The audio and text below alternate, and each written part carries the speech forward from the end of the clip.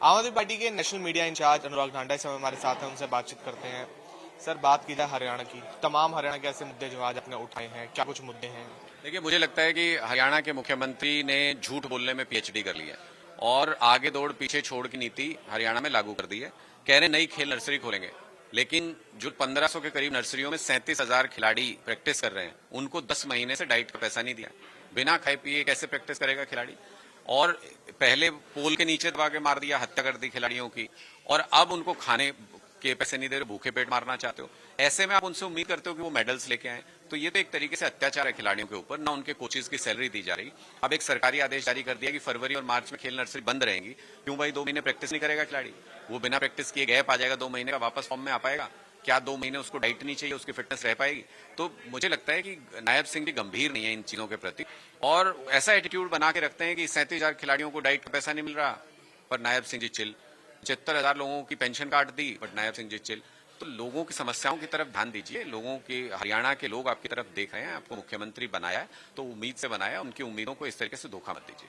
अभी पेंशन का मुद्दा जो है वो लगातार चल रहा है कि मुख्यमंत्री द्वारा ये बात कही गई है, किसी की पेंशन नहीं काटी गई, लेकिन वही आपने आरोप भी उसको लेकर। अभी तो मैंने ये कहा कि उन्होंने झूठ बोलने में पीएचडी कर लिया है। मतलब अगर कोई 12th पास, कोई ग्रेजुएट होता, इतना बड़ा झूठ थोड़ी बोल पाता। हर डिस्ट्रिक्ट ऑफिस में लाइनें लगी हुई हैं लोगों की, जो अपनी पेंशन काटने से नाराज है।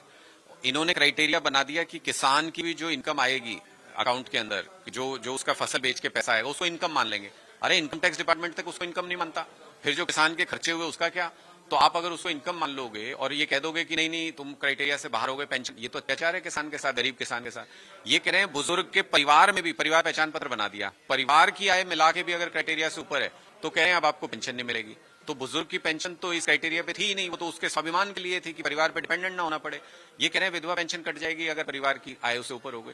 ये क्राइटेरिया कभी नहीं थे। इन्होंने जानबूझ के लोगों के सोशल सिक्योरिटी, सोशल स्कीम्स को खत्म करने के लिए ये क्राइटेरिया लागू किए हैं। लोगों को परेशान किया जा रहा है, उनकी पेंशन काटी जा रही है। इसको लेकर हरियाणा में बहुत नाराजगी है। लोग डिस्ट्रिक्ट दफ्तरों में आप जाके देखें, लाइनें लगी हुई है लोगों को। भर्ती प्रक्रिया की बात की जाए, पहले भी बवाल जो है काफी देखने को मिला है कि एचपीएससी के बाहर जो है हरियाणा के युवा वहां बैठे हुए नजर आए। एक बार फिर से वही बात देखने को फिर से मिल रही है कि अभी रिजल्ट जारी हुआ है और उसके अंदर सिर्फ करीब 39 ही युवाओं की जो है सिलेक्शन उसके अंदर। मैं यही तो कह रहा हूँ, वो अभी भी बैठे हैं युवा, और नायब सिंह जी चिल हैं।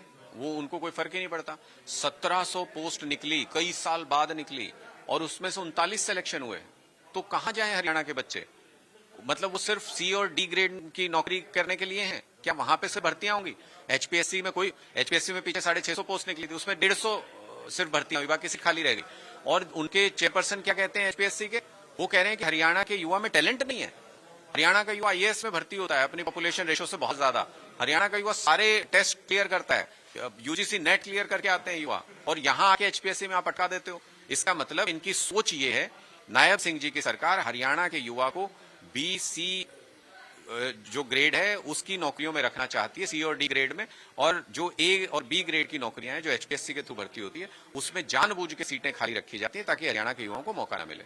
युवा, पेंशनधारी और इसके साथ ही यदि बात की जाए खिलाड़ियों की, उन सभी को हक दिलाने के लिए आम आदमी पार्टी क्या शरण रखती है हरियाणा? देखिए, हम निश्चित तौर पे लोगों के बीच में इस मुद्दे को लेके जाएंगे। अगर नायब सिंह जी को ये लगता है कि वो हजारों लोगों की पेंशन काट देंगे, युवाओं को, खिलाड़ियों को पैसा नहीं देंगे डाइट का, और उसके बावजूद वो चिल एटीट्यूड में घूमते रहेंगे, तो ये संभव नहीं है। इसको लोगों के बीच में लेके जाएंगे, सरकार के खिलाफ अभियान चलाएंगे, और नायब सिंह जी की जिम्मेदारी है, उनको ये एहसास कराएंगे, उनको मजबूर करेंगे इस बात के लिए कि वो इन लोगों की सुने, इनकी समस्याओं का समाधान करें। आपने चिल वर्ड पर काफी फोकस किया है, क्योंकि उनका एटीट्यूड वही दिखाता है। क्योंकि नायब सिंह जी हमेशा ये दिखाने का प्रयास करते हैं कि उनको कोई फर्क नहीं पड़ता है। हरियाणा के अंदर अपराध देश में सबसे ज्यादा है, सबसे निचले पायदान पे हम नागरिक सुरक्षा के मामले में, लेकिन नायब सिंह जी को कोई फर्क नहीं पड़ता है। हरियाणा के अंदर जो किसानों की हालत है वो दिन ब दिन बदतर होती जा रही है, उनको मुआवजे नहीं मिलते, लेकिन नायब सिंह जी को कोई फर्क नहीं पड़ता है। तो इन सारी चीजों को अगर देखो, युवाओं की नौकरियों को, पेंशन को, सारी जगह पे लोग ताही तराई कर रहे हैं। नायब सिंह जी अगर चिल एटीट्यूड में है तो उसको तो बर्दाश्त नहीं किया जा सकता। उनकी जवाबदेही है हरियाणा के लोगों के प्रति। जिस प्रकार से आपने किसानों का मुद्दा उठाया, मुख्यमंत्री जब पंजाब जाते हैं तो वहां पर जाके कहते हैं कि पंजाब का किसान जो है वो काफी ज्यादा परेशान है और वो चाहता है कि जिस प्रकार से हरियाणा में किसानों को फायदा मिल रहा है उसी प्रकार से उनको भी मिलना चाहिए। अच्छा, कैसे? मतलब हरियाणा में जैसे कि क्या फायदा मिलता है? नायब सिंह जी से कभी भी आप एक ये पूछ के बताइएगा कि अगर किसान की फसल खराब हो जाए तो वो कितना मुआवजा देते हैं? पंजाब में 20,000 रुपए प्रति एकड़ मुआवजा मिलता है। नायब सिंह जी से जरा पूछिएगा कि वो कितना मुआवजा देते हैं।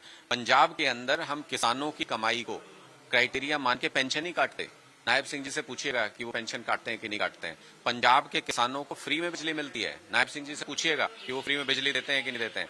पंजाब में कोई किसान बीमार हो जाए फ्री में इलाज मिलता है उसको, 10 लाख रुपए तक का प्राइवेट अस्पताल में भी, सरकारी में 1 करोड़ तक जाओ, 2 करोड़ तक जाओ, नायब सिंह जी से पूछिएगा वो देते हैं कि नहीं देते हैं। तो मुझे लगता है कि कहीं पे जाके कोई मॉडल पेश करने से पहले अरे मॉडल बनाओ तो सही।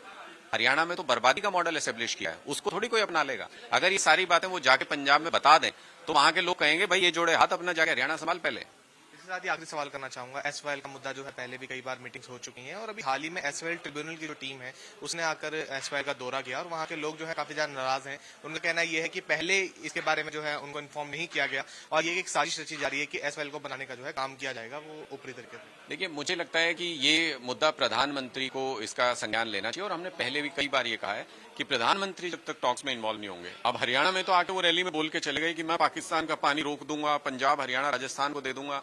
तो बताएं ना अब क्यों नहीं देते, वो सुप्रीम कोर्ट में एफिडेविट दें, ये कहें कि मैंने झूठ बोला था, भाई मैं तो ऐसे बोल के चला गया था।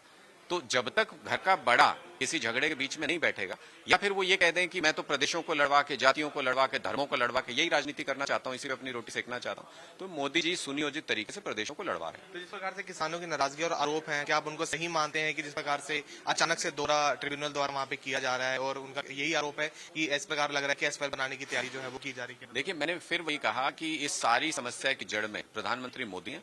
प्रधानमंत्री मोदी जब तक इस चीज का संज्ञान नहीं लेंगे, जब तक वो इंटरेस्ट ही नहीं लेंगे, भाई 2 भाई लड़ रहे हैं और पिता जो है वो कह रहा है कि नहीं लड़ते रहो, मैं बैठूंगा ही नहीं, मैं समझौता करूंगा ही नहीं, तो बताओ फिर समझौता होगा कि नहीं होगा, आप ही तय कर लो। ठीक है, धन्यवाद। तो ये थे हमारे साथ आम आदमी पार्टी के नेशनल मीडिया इंचार्ज अनुराग डांडा, जिनसे हमने खास बातचीत की है। कैमरा शिवम के साथ मृदुल यादव, इंडिया न्यूज, चंडीगढ़।